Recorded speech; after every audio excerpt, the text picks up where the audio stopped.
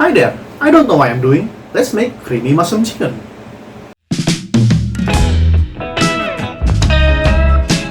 Sear some chicken breast, take them out, sweat some mushroom, add some flour, some garlic, add milk and powdered chicken stock, get the chicken back in, wait until creamy, and you're basically done.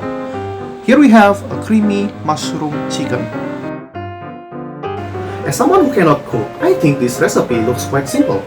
The ingredients are not really that expensive, so let's give it a try. We begin with butterflying the chicken breast. This is the first time I butterflied a chicken breast. It's kinda scary that I might butterfly my own hand instead. After that, slice some mushroom. This is champignon mushroom. I follow several recipes and they don't exactly specify which kind of mushroom, so this one should do.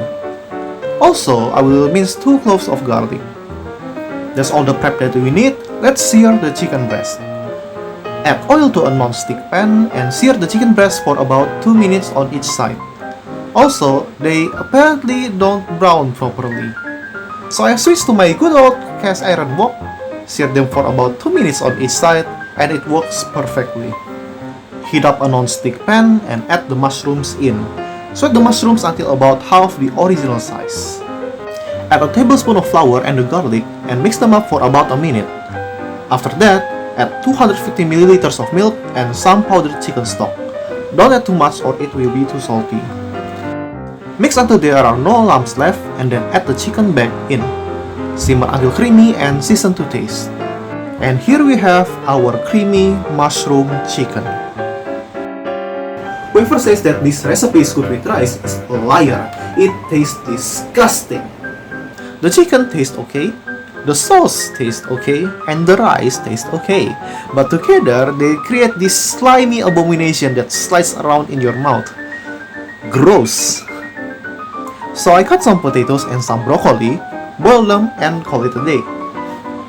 I tried to plate it as best as I could, and this is the result.